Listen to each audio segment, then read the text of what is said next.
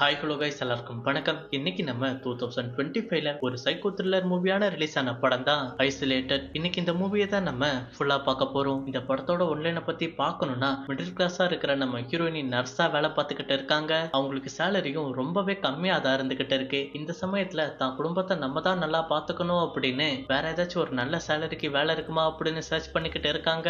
அப்போ பீட்டர்னு ஒருத்தவரை கூடவே இருந்து பாத்துக்கிற மாதிரி ஒரு ஜாப் ஆஃபர் வருது. அந்த ஆஃபரை நம்ம ஹீரோயினியும் ஓகே நல்ல வேலையா தான் இருக்கு, நல்ல சேலரி தராங்க அப்படின்னு அக்செப்ட் பண்ணிக்கிறாங்க. அப்ப நம்ம ஹீரோயினி அவங்க ஊரை விட்டுட்டு அந்த பீட்டரோட ஊருக்கும் கிளம்புறாங்க.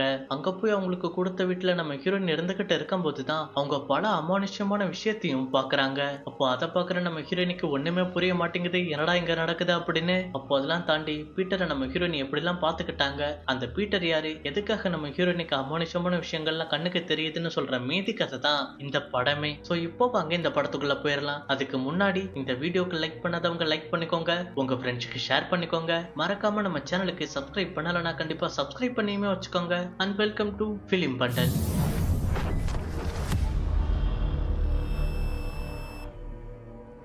இவங்க தாங்க நம்ம படத்தோட ஹீரோயினி. இவங்களோட பேரு ரோஸ். நம்ம ஹீரோயினி வந்து ஒரு ஹாஸ்பிட்டல்ல நர்ஸா ஒர்க் பண்ணிக்கிட்டு இருக்கிறாங்க.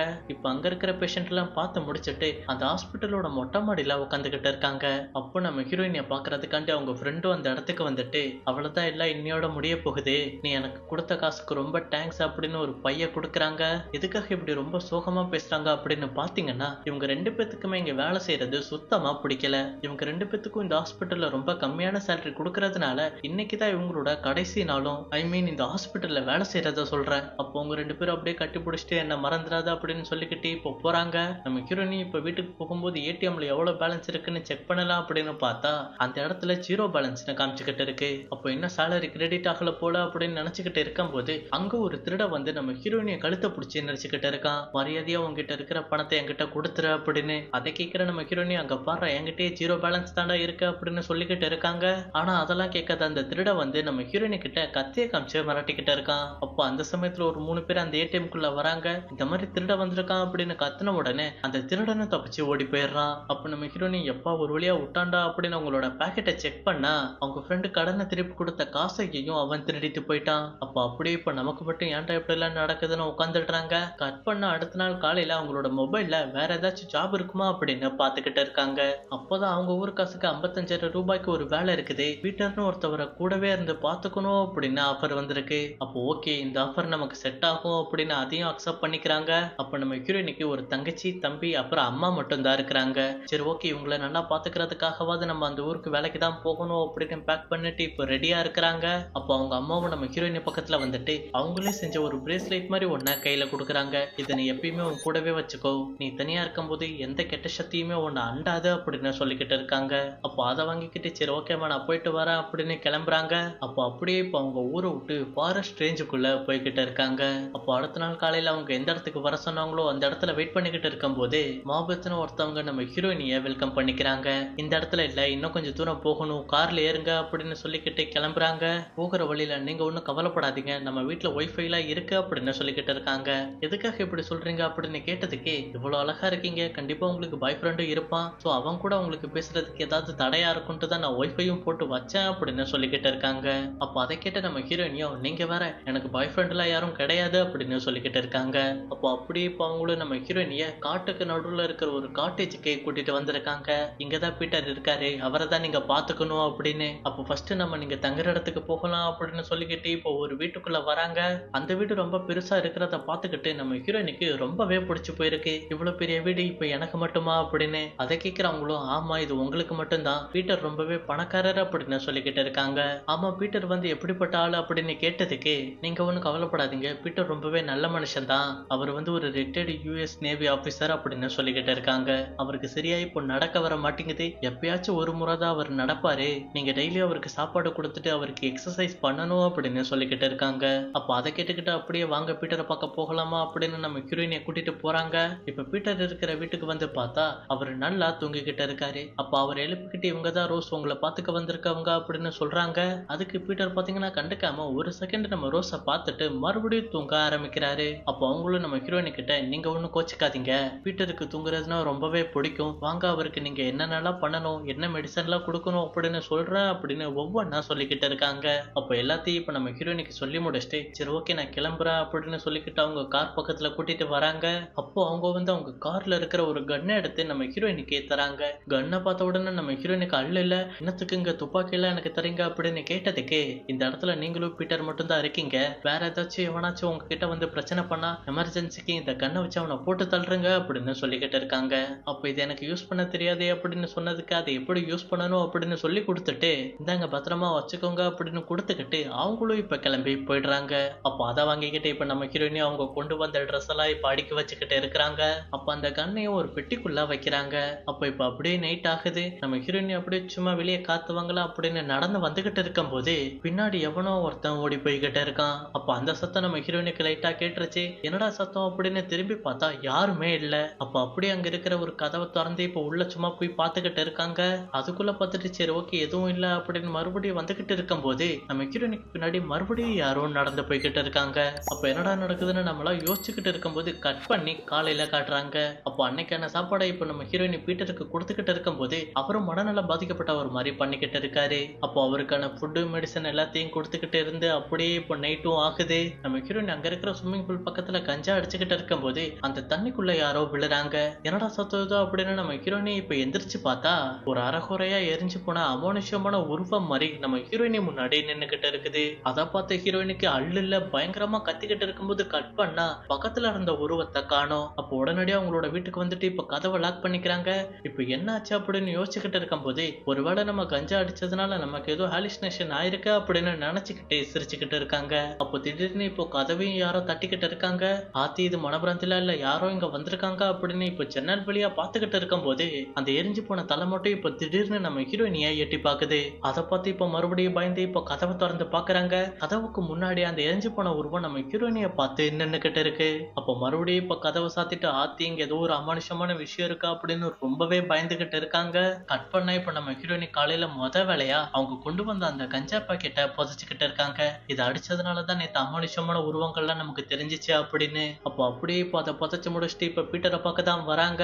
பீட்டர் பாத்தீங்கன்னா அவரோட பெட்ல இல்ல எங்கடா அவருன்னு தேடிக்கிட்டு இருக்கும்போது குட் மார்னிங் அப்படின்னு நம்ம ஹீரோயினிய பின்னாடி நின்று பயமுறுத்துறாரு. அப்ப நம்ம ஹீரோயினியும் நீ வேற ஐயா பயமுறுத்துற அப்படின்னு நினைச்சுக்கிட்டு பீட்டரை வெளியே கூட்டிட்டு வந்துட்டு சாப்பாடு கொடுத்துக்கிட்டு இருக்காங்க. அப்ப அந்த செடி கொடி மரம் எல்லாம் பாத்துக்கிட்டு இப்ப நம்ம ஹீரோயினி பீட்டர் கிட்ட பேசிக்கிட்டு இருக்காங்க. எங்க அம்மாக்கு செடியெல்லாம் ரொம்பவே பிடிக்கும், அதுலதான் அவங்களுக்கு ரொம்ப இன்ட்ரெஸ்டும் கூட, அதனால சின்ன வயசுலயே எனக்கு எல்லா செடியை பத்தியும் தெரியும், எங்க அம்மா சொல்லி கொடுத்துருக்காங்க அப்படின்னு சொல்லிக்கிட்டு இருக்காங்க. அப்போ அன்னைக்கான வேலையை ஃபுல்லா முடிச்சுட்டு இப்ப நம்ம ஹீரோயினியை ஃப்ரெஷ் ஆகிக்கிட்டு இருக்கிறாங்க. குளிச்சுக்கிட்டு இருக்கும் போது அவங்க காதுல ஏதோ அமானுஷ்யமான சத்தமும் கேட்டுக்கிட்டு இருக்கு. அப்ப என்ன ஏதோ சரியில்லையே அப்படின்னு நம்ம ஹீரோயினியும் நினைச்சுக்கிட்டு இருக்காங்க. அப்ப அந்த பாத்ரூம் ஸ்கிரீனுக்கு அந்த பக்கம் நேத்து வந்து அதே அமானுஷமான உருவம் நம்ம ஹீரோயினுக்கு தெரிஞ்சுக்கிட்டே இருக்கு. அப்ப என்னடா இது மறுபடியும் அந்த உருவம் நமக்கு தெரியுதே அப்படின்னு இப்ப ஸ்கிரீனை விளக்கி பார்த்தா அங்க எந்த உருவமுமே இல்ல. அப்ப என்ன நம்ம ரொம்ப கற்பனை பண்றோமோ அப்படின்னு நினைச்சுக்கிட்டு ட்ரெஸ் எல்லாம் போட்டு இப்ப அந்த வீட்டுக்கு வெளியே வந்தா நேத்து நைட்டு பார்த்தா அதே உருவம் நம்ம ஹீரோயினிய ஒரு மாதிரி பாத்துக்கிட்டு இருக்குது. அதை பார்த்த நம்ம ஹீரோயினிக்கு இப்ப அள்ளு இல்லாம நின்னுகிட்டு இருக்காங்க. அந்த உருவமும் திடீர்னு இப்ப நம்ம ஹீரோயினி பக்கத்துல ஓடி வந்து பொடிச்சுக்கிட்டு இருக்கு. அதனால நம்ம ஹீரோயினி இப்போ கத்திக்கிட்டு இருக்காங்க. கட் பண்ண நம்ம ஹீரோயினி தூக்கத்துல இருந்து பயந்து எந்திரிச்சுக்கிறாங்க. அப்ப சீக்கிரமும் என்ன இந்த மாதிரி கனவுலாம் நமக்கு வருது அப்படின்னு அவங்களுக்குள்ளேயே பேசிக்கிட்டு இருக்கும் போது மறுபடியும் இப்ப பீட்டருக்கான ஃபுட்டையும் மெடிசனையும் எடுத்துக்கிட்டு பீட்டரை பாக்குறதுக்காண்டி வந்திருக்காங்க. அப்போ அந்த வேலைக்கான சாப்பாடையும் மருந்தையும் கொடுத்துக்கிட்டு இப்ப நம்ம ஹீரோயினி அவங்களோட வீட்டுக்கு போய்கிட்டு இருக்காங்க. அப்போ நம்ம ஹீரோயினியா யாருன்னே தெரியாதவன் ஒருத்தவன் வந்து வாட்ச் பண்ணிக்கிட்டு இருக்கான். இப்ப அப்படியே நைட்டும் ஆகுது. நம்ம ஹீரோயினி பீட்டரை பெட்ல படுக்க வச்சுக்கிட்டு இருக்கும் போது அந்த செல்ஃப்ல ஒரு ஆல்பம் இருக்கும், அதை எடுக்கிறியா அப்படின்னு சொன்னதுக்கு நம்ம ஹீரோயினியும் அதை எடுத்துக்கிட்டு இருக்காங்க. அப்போதான் அந்த செல்ஃப்ல ஏகப்பட்ட பணம் இருக்குன்றது நம்ம ஹீரோயினிக்கும் தெரிய வருது. அப்போ அதை பார்த்து நம்ம ஹீரோயினி பெருசா ரியாக்ட் பண்ணாம இப்ப அந்த ஆல்பத்தை எடுத்து கொடுக்குறாங்க. அதுல உள்ள போட்டோஸ் எல்லாம் இப்ப நம்ம ஹீரோயினியும் பீட்டரும் பாத்துக்கிட்டு இருக்கும் போது இவங்க யாரு உங்க ஒய்ஃபா அப்படின்னு கேட்டதுக்கு இல்ல எங்க அம்மா அப்படின்னு அவரு சொல்லிக்கிட்டு இருக்காரு. அப்போ அப்படியே அவர் எடுத்த போட்டோகிராஃப்ஸ் எல்லாம் இப்ப பாத்துக்கிட்டு பேசிக்கிட்டு இருக்காங்க.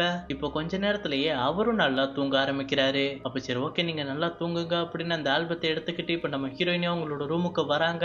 குளிச்சு ஃப்ரெஷ் ஆகிட்டு தலையை துவட்டி வந்துகிட்டு இருக்கும் போது அந்த கண்ணாடிக்கு வெளியே நேத்து வந்த கொடூரமான உருவம் தெரிஞ்சுக்கிட்டு இருக்கு. அப்போ அதை கிராஸ் பண்ணி போகியும் ஏதோ தெரிஞ்ச மாதிரி இருக்குன்னு நம்ம ஹீரோயின் அந்த கண்ணாடியை பார்த்துக்கிட்டு இருக்காங்க. அப்போ இந்த வாட்டி எதுவா இருந்தாலும் விடக்கூடாதுரா அப்படின்னு மாபத் கொடுத்த கண்ணை எடுத்துக்கிட்டு அந்த வீட்டுக்கு வெளியே வந்துகிட்டு இருக்காங்க. அப்ப எங்கடா இருக்கீங்க, யார் ரன்னிங்கன்னு வெயிட் பண்ணிக்கிட்டு இருக்கும் போது நம்ம ஹீரோயினுக்கு பின்னாடி அந்த உருவம் கத்திக்கிட்டே ஓடி போய்கிட்டு இருக்கு. அந்த சத்தத்தை கேட்டு நம்ம ஹீரோயினே இப்போ பயப்படுறாங்க. அப்போ அவங்க அம்மா கொடுத்த அந்த பிரேஸ்லெட் அவங்களுக்கு ஞாபகத்துக்கு வருது. அப்போ அதை எடுத்து அவங்களோட பின் பாக்கெட்ல வச்சுட்டு இப்போ அவங்களோட ஃபேமிலி போட்டோவை பார்த்துக்கிட்டு இருக்காங்க. பார்த்துக்கிட்டே இருக்கும் போதுதான் பெட்டுக்கு அடியில இருந்து ஏதோ சத்தம் கேக்குது. அப்ப என்னடா சத்தம் இது அப்படின்னு பொறுமையா அந்த பெட்டுக்கு கீழே பார்த்தா அதுல இருந்து ஒரு கை வெளியே வந்துகிட்டு இருக்கு. அதை பார்த்த உடனே நம்ம ஹீரோயினுக்கு அள்ளு இல்லாம அந்த கண்ணை எடுத்து இப்ப வீட்டுக்கு வெளியே ஓடி போய்கிட்டு இருக்காங்க. அப்ப அப்படியே இப்ப பதட்டமா பீட்டர் வீட்டுக்கு வந்துட்டு அவரையும் எழுப்பிக்கிட்டு இருக்காங்க. யாரோ இங்க நம்மளை தவிர இருக்கிறாங்க, அநேகமா திருடனாதான் இருக்கணும், உடனே இருங்க, ஜன்னலோட கர்டன்ஸ் எல்லாம் மூடுறா அப்படின்னு எல்லா ஜன்னலோட கர்டனையுமே மூடிக்கிட்டு இருக்காங்க. அப்ப அப்படியே இப்ப நம்ம ஹீரோயினையும் பீட்டர் பக்கத்துல கண்ணை வச்சுக்கிட்டு ரெடியா வெயிட் பண்ணிக்கிட்டு இருக்கிறாங்க. அப்ப யாரும் வர மாதிரியே தெரியல. அப்படியே இப்ப அடுத்த நாள் காலையில பார்த்தா பீட்டர் நல்லா தூங்கிக்கிட்டு இருக்காரு. இப்ப விடிற வர நம்ம ஹீரோயினையும் தூங்கவே இல்ல. அப்ப பீட்டரை எழுப்பிக்கிட்டு நீங்க இங்க பத்திரமா இருங்க, நான் கண்ணை எடுத்துக்கிட்டு யாராச்சும் இருந்தா அவங்கள போட்டு தள்ளிடுறேன் அப்படின்னு வீட்டை விட்டு வெளியே வராங்க. அப்ப அப்படியே இப்ப வீட்டை விட்டு வெளியே வந்து ஓடி வந்துகிட்டு இருக்கிறாங்க. அப்ப அங்க ஒருத்தன் நம்ம ஹீரோயினிய துரத்திக்கிட்டு இருக்கான். அவனை பார்த்ததும் இப்ப ரொம்ப வேகமா நம்ம ஹீரோயினி ஓடிக்கிட்டு இருக்காங்க. அவனு நம்ம ஹீரோயினை துரத்தி பிடிச்சி பயங்கரமா அடிச்சதுனால நம்ம ஹீரோயினியும் இப்போ மயக்கம் போட்டுடுறாங்க. அப்ப அப்படியே இப்போ அவன் நம்ம ஹீரோயினிய ஒரு இடத்துல கட்டி போட்டு வச்சிருக்கான். அப்ப நம்ம ஹீரோயினி அவங்க கிட்ட பயங்கரமா கெஞ்சி என்னை விட்டுருன்னு சொல்லிக்கிட்டு இருக்கும் போது நான் உன்னை எதுவும் பண்ண மாட்டேன், நான் என்னோட கேர்ள் ஃப்ரெண்டுக்காக தான் வந்தேன் அப்படின்னு சொல்லிக்கிட்டு இருக்கான். என்ன சொல்ற, எனக்கு எதுவுமே புரியலையே அப்படின்னு கேட்டதுக்கு நீ பண்ணிக்கிட்டு இருக்கிற வேலையை முன்னாடி என் கேர்ள் ஃப்ரெண்டு தான் பண்ணிக்கிட்டு இருந்தா, ஆனா ஒரு கட்டத்துல அவளோட மொபைலும் சுவிட்ச் ஆஃப் ஆகிடுச்சு, நானும் இந்த இடத்துக்கு வந்து விசாரிச்சு பார்த்தேன், ஆனா அப்படிப்பட்ட பொண்ணு இங்க வேலையை செய்யல அப்படின்னு எல்லாரும் சொன்னாங்க, எனக்கு என்ன பண்றதுன்னே தெரியல, அதனாலதான் உன்னை நான் இப்ப கடத்திட்டு வந்தேன், நீ தான் என்னோட கேர்ள் ஃப்ரெண்டை கண்டுபிடிக்கிறதுக்காக உதவணும் அப்படின்னு சொல்லிக்கிட்டு இருக்காரு. அப்போ ரோஸுக்கும் இப்போ இதை கேட்டு ஒன்னும் புரியல. அப்போ அந்த இடத்துக்கு பீட்டர் வந்து அங்க கட்டி போட்டவன தலையிலேயே ஒரு அடி அடிச்ச உடனே அவனும் இப்போ சுருண்டு கீழே விழுந்துடுறான். அப்போ அப்படியே இப்போ கட் பண்ண நம்ம ஹீரோயினி தூக்கத்துல இருந்து எந்திரிச்சுக்கிறாங்க. அப்போ இதெல்லாம் கனவாடா அப்படின்னு யோசிச்சு திரும்பும் போது அந்த கொடூரமான உருவம் நம்ம ஹீரோயினி பக்கத்துல படுத்துக்கிட்டு இருக்கு. அதை பார்த்து பயங்கரமா கத்துறாங்க. கட் பண்ண இதுக்கு முன்னாடி நடந்த சீனோட இடத்தை தான் காமிக்கிறாங்க. அப்ப நம்ம ஹீரோயினியை துரத்துனவனை அங்க கட்டி போட்டு வச்சிருக்காங்க. பீட்டரும் அங்க ஒரு சேர்ல உட்காந்து தூங்கிக்கிட்டு இருக்கும் போது நம்ம ஹீரோயினி அவனை பார்த்து அப்படியே எந்திரிச்சு அவன் பக்கத்துல நடந்து வராங்க. அப்ப அவனை இப்ப நம்ம ஹீரோயினி கிட்ட பயத்திலே சொல்லிக்கிட்டு இருக்கான், ப்ளீஸ் நான் சொல்றத கொஞ்சம் தயவு செஞ்சு கேளுங்க, என்னோட பேர் பிளிக்ஸ், நான் உண்மையிலேயே என்னோட கேர்ள் ஃப்ரெண்டை தேடி தான் வந்தேன், நம்மளனா என்னோட மொபைல்ல இருக்கும், செக் பண்ணி பாருங்க அப்படின்னு சொன்ன உடனே அவனோட மொபைல் எடுத்து இப்ப நம்ம ஹீரோயினி செக் பண்றாங்க. அப்போ பிளிக்ஸோட கேர்ள் ஃப்ரெண்டை பார்த்த உடனே நம்ம ஹீரோயினிக்கு பயங்கர ஷாக்கா இருந்துகிட்டு இருக்கு. ஏன்னா அந்த பொண்ணு தான் இவ்வளவு நாள் நம்ம ஹீரோயினிய பயமுறுத்திக்கிட்டு இருந்தவ. அப்போ அதெல்லாம் யோசிச்சு பார்த்துட்டு ஒருவேளை பீட்டர் தான் எல்லாத்துக்கும் காரணமா அப்படின்னு யோசிச்சுக்கிட்டு இருக்கும் போது ஆமா எல்லாத்துக்கும் நான் தான் காரணம் அப்படின்னு பீட்டர் வந்து துப்பாக்கி எடுத்து மிரட்டிக்கிட்டு இருக்கான். அப்ப ரோஸும் இப்ப தப்பிக்க பாக்குறாங்க. ஓடுனா உன்னை சுற்றுவேன் அப்படின்னு மிரட்டினதுனால இதெல்லாம் எதுக்கு பண்றீங்க அப்படின்னு கேட்டதுக்கு இப்பதான் பீட்டரும் அதுக்கான காரணத்தை சொல்லிக்கிட்டு இருக்கான். நம்ம ஹீரோயினி இந்த வேலைக்கு வர்றதுக்கு முன்னாடி நம்ம ஹீரோயினி வேலையில இருந்தவங்க எல்லாத்தையுமே பீட்டர் கொடூரமா கொண்டு சாவடிச்சு போட்டிருக்கான். அப்போ உன்னோட காதலி இப்போ திரும்பி வர மாட்டாடா அப்படின்னு சொல்லிக்கிட்டு அவளை கொன்னதையுமே காமிச்சுக்கிட்டு இருக்காங்க. அப்போ எதுக்காகடா இப்படி எல்லாம் கேவலமா பண்ணிக்கிட்டு இருக்கான்னு அவனும் அழுதுகிட்டே கேட்டுக்கிட்டு இருக்கான். இதுக்கெல்லாம் காரணம் எங்க அம்மா தான். அப்போதான் பீட்டரும் எதுக்காக இந்த மாதிரி சைக்கோத்தனமா பண்றான் அப்படின்றத நமக்கு காமிக்கிறாங்க. பீட்டர் சின்ன வயசா இருக்கும்போது அவங்க அம்மா ரொம்பவே கொடுமை பண்ணி வச்சிருக்காங்க. பீட்டரை தான் பையனை கூட பார்க்காம அவன் கழுத்துல சங்கிலியெல்லாம் மாட்டி அவனை ஒரு அடிமை மாதிரி ட்ரீட் பண்ணி வச்சிருக்காங்க. அப்போ அப்படியே இப்போ பீட்டரை பல மாசமா கொடுமை பண்ணி இருந்துகிட்டு இருக்கும் போது இதுக்கு மேல இப்படியே இருந்தா நம்ம அம்மா நம்மளை கொன்னுடுவாங்க அப்படின்னு அவங்கள கொலை பண்ண திட்டமிடுறான். அப்ப எப்படி அவங்கள கொல்லலாம்னு யோசிச்சுக்கிட்டு இருக்கும் போதுதான் அவனுக்கு ஒரு கத்தியும் கிடைக்குது. அப்போ சரியான நேரத்துக்கு வெயிட் பண்ணிக்கிட்டு இருக்கும் போது அவங்க அம்மாவை இப்ப பீட்டர் பக்கத்துல வந்து பேசிக்கிட்டு இருக்காங்க. அப்ப இதுதாண்டா நம்ம விடுதலைக்கான நேரம் அப்படின்னு அவங்க அம்மாவை கழுத்திலேயே குத்தி சாவடிச்சிடுறான். அந்த சாவடிச்ச மொமெண்ட் வந்து பீட்டருக்கு ரொம்பவே ஹாப்பினஸ் கொடுத்துருக்கு.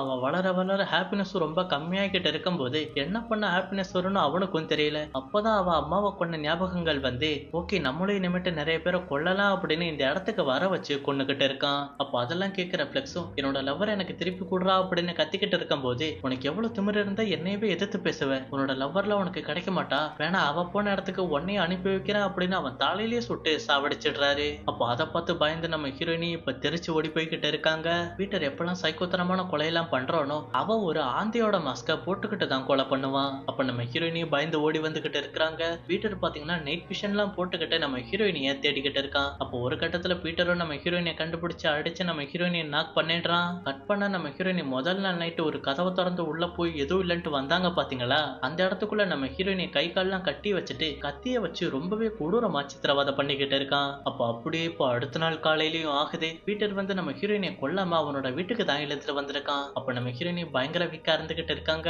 அவங்க கிட்ட கண்ணை காமிச்சு மிரட்டி இப்ப எனக்கு பசிக்குது, மரியாதையே சாப்பாடு ரெடி பண்ணடி அப்படின்னு ஆர்டர் கொடுத்துக்கிட்டு இருக்கான். அதை கேட்ட நம்ம ஹீரோயினை தட்டு தடுமாறி ஃப்ரிட்ஜுக்குள்ள இருக்கிற பாலை எடுத்துக்கிட்டு அங்க கெலக்ஸ் மாதிரி ஒண்ணு இருக்குது, அத பால்ல கொட்டி இப்ப பீட்டருக்கு கொடுக்குறாங்க. அதை வாங்கின பீட்டர் வந்து அதை ஒண்ணு விடாம குடிச்சு முடிச்சிடுறாரு. அப்ப இப்ப சரி இவளை கொல்லலாம் அப்படின்னு எந்திரிச்சு வராரு. அப்பதான் பீட்டரோட தொண்டையை லைட்டா அடைக்க ஆரம்பிக்குது. அப்ப என்னடி பால்ல கொடுத்தா அப்படின்னு கேட்டதுக்கு நம்ம ஹீரோயினி அப்படியே பொறுமையா எந்திரிச்சு சிரிச்சுக்கிட்டு இருக்காங்க. என்ன நடந்திருக்கு அப்படின்னு பாத்தீங்கன்னா, நம்ம ஹீரோயினோட அம்மா கொடுத்த பிரேஸ்லெட் இருக்கு பாத்தீங்களா, அது வந்து எல்லா பிளான்ட்டோட விதைக்கல்ல செஞ்சது. அந்த விதைக்கல்ல நல்ல விதையும் இருக்கும், பாய்சனான விதையும் இருக்கும். நம்ம ஹீரோயினுக்கு தான் எல்லா பிளான்ட்டை பத்தியும் தெரியுமே. சோ அந்த பாய்சன் கலந்த விதைய உடைச்சு அந்த பால்ல மிக்ஸ் பண்ணி கொடுத்துருக்காங்க. அப்ப பீட்டரே இப்ப சரிஞ்சு கீழே விழுந்துடுறான். கண் எடுத்து நம்ம ஹீரோயின் அவனை சுடலான்ற போது கதவும் இப்போ ஓபன் ஆகுது. அந்த கதவுக்கு பின்னாடி யார் இருக்கா அப்படின்னு பாத்தீங்கன்னா, அந்த கொடூரமான உருவம் தான் நின்னுகிட்டு இருக்கு. அந்த உருவம் ஒரு சைடா கையை காமிச்சுக்கிட்டு இருக்கு. அதை பார்த்து நம்ம ஹீரோயினியும் இப்போ அந்த பக்கமா போய்கிட்டு இருக்காங்க. அப்ப அந்த உருவம் வழி சொல்ல ஏகப்பட்ட உருவங்க அங்க நின்னுகிட்டு இருக்கு. அதுங்க எல்லாம் ஒரு இடத்த காமிச்ச உடனே அதுக்குள்ள போய் பார்த்தா பீட்டர் கொலை பண்ண எல்லா பொண்ணுங்களையுமே ஐஸ் பாக்ஸ்ல அங்க வச்சிருக்கான். அப்ப அவங்கள பார்த்து பயங்கரமா ஃபீல் பண்ணி நம்ம ஹீரோயினியும் அழுதுகிட்டு இருக்காங்க. அப்ப மறுபடியும் இப்போ கோவத்தோட வீட்டுக்கு வந்துட்டு அந்த வீட்டுல இருக்கிற எல்லா பொருட்களையுமே கலைச்சு போட்டுக்கிட்டு இருக்காங்க. அப்போ அந்த நேரத்துல நம்ம ஹீரோயினி இந்த இடத்துல இறக்கி விட்டவங்களும் வராங்க. அப்ப நீங்களா ஒரே டீம் தானே அப்படின்னு நம்ம ஹீரோயினி அவங்க முன்னாடி கண்ணை காமிச்சு மிரட்டிக்கிட்டு இருக்காங்க. அவங்களும் அதை பத்தி எல்லாத்தையும் கண்டுபிடிச்சிட்டாலேன்னு பயந்துகிட்டு இருக்காங்க. நம்ம ஹீரோயினி யோசிக்காம அந்த பொம்பளைய சுட்டு சாவடிச்சிடுறாங்க. அப்போ அப்படியே இப்போ நம்ம ஹீரோயினி ஒரு பெரிய ஹாஸ்பிட்டல் பெட்ல இருந்துகிட்டு இருக்காங்க. அவங்களுக்கு பக்கத்துல போலீஸ் வந்து பேசிக்கிட்டு இருக்காங்க. உங்களுக்கு உடம்புக்கு இப்ப பரவாயில்லையா? அந்த சைக்கோ கொலகாரனை எங்களால கண்டுபிடிக்க முடியல. நீங்க சொன்ன மாதிரி பீட்டரோட டெட் பாடியும் நாங்க தேடி பார்த்தோம், ஆனா அவரோட டெட் பாடி எங்களுக்கு கிடைக்கல.